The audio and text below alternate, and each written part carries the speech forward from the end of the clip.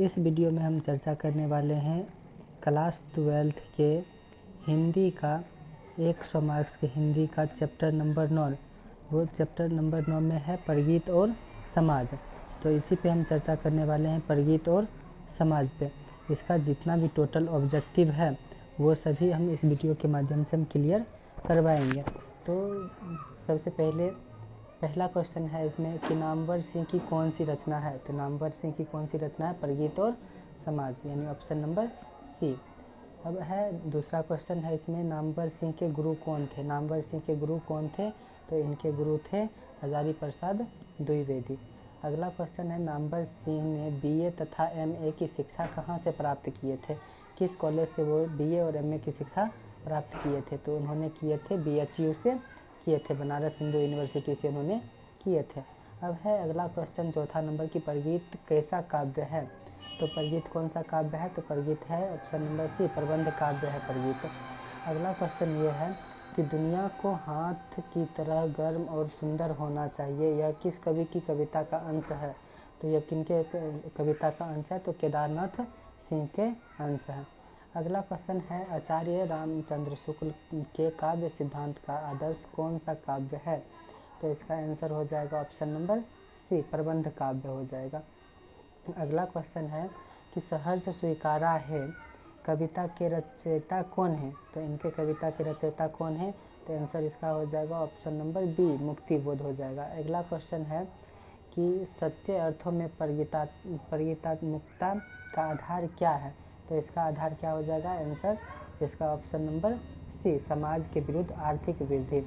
अगला क्वेश्चन है कि पर किसने यह तो सातों सागर पार करके एकाकीपन से ही मनोहार, यह किस कवि के कविता का अंश है।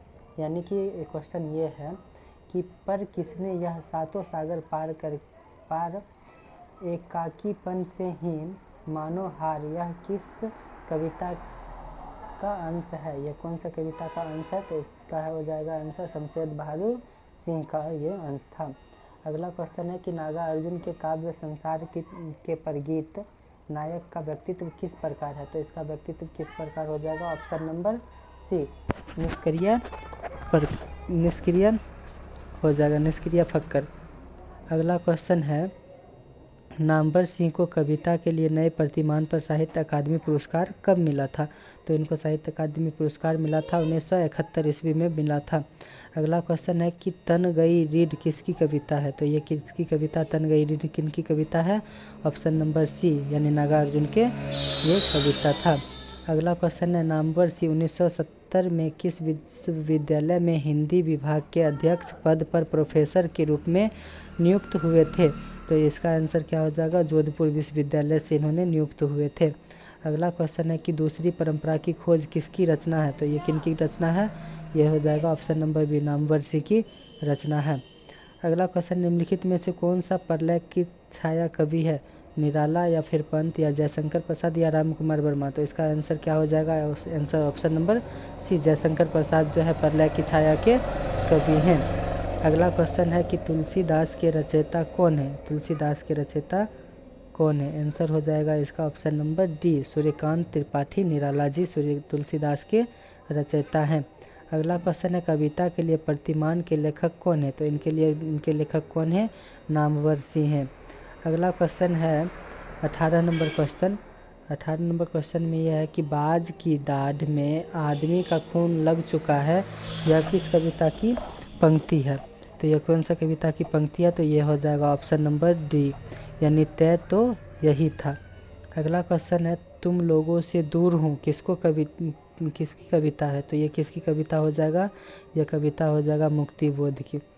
अब अगला क्वेश्चन है कि नामवर सिंह का जन्म कब हुआ था। इनका जन्म कब हुआ था। तो इसका आंसर क्या हो जाएगा? ऑप्शन नंबर ए, 28 जुलाई के दिन में 1927 में इनका जन्म हुआ था। अगला क्वेश्चन है कि कौन सी पुस्तक नामवर सिंह की है। तो ये किनका हो जाएगा? इसका नामवर सिंह की कौन सी पुस्तक है? पृथ्वी राज रासों की भाषा। अगला क्वेश्चन है कि कौन सी पुस्तक नामवर सिंह की नहीं है। तो ये किनका नहीं है नामवर सिंह का? तो ये क्या ऑप्शन नंबर सी, 30 जो है ये नामवर सिंह की नहीं है। अब अगला क्वेश्चन है कि राम की शक्ति पूजा किसकी कविता है, तो ये किनकी कविता है, तो इसका आंसर क्या हो जाएगा, ऑप्शन नंबर डी, निराला की ये कविता है। अब अगला क्वेश्चन है परगीत और समाज के लेखक कौन है, तो इनका लेखक कौन हो जाएगा, Namvar Singh, answer option number C, क्या हो जाएगा इसका option number C, Namvar Singh जो है ना परगीत और समाज के लेखक हैं। अगला क्वेश्चन है कि नामवर सिंह द्वारा लिखित परगीत और समाज क्या है, आलोचना है या निबंध है या एकांकी है या आत्मकथा है, तो इसका आंसर क्या हो जाएगा, ऑप्शन नंबर बी, यानी कि ये एक निबंध कार थे, ये एक निबंध लिखते थे। अगला क्वेश्चन ये रहा कि नामवर सिंह को किस कीर्ति पर साहित्य अकादमी पुरस्कार प्राप्त हुआ, तो इनको किस कीर्ति पे प्राप्त हुआ था, तो ऑप्शन नंबर ए, नए कविता के नए प्रतिमान पर इनको साहित्य अकादमी पुरस्कार मिला था। अब अगला क्वेश्चन है कि नामवर सिंह के प्रधान संपादक कौन थे, तो इनके प्रधान संपादक कौन थे, आलोचना त्रैमासिक के इनके जो थे संपादक थे। अगला क्वेश्चन ये है कि अगला क्वेश्चन है कामायनी के कवि हैं, तो कामायनी के कवि कौन है, option number D, Nirala ji हैं इनके कामायनी के कवि।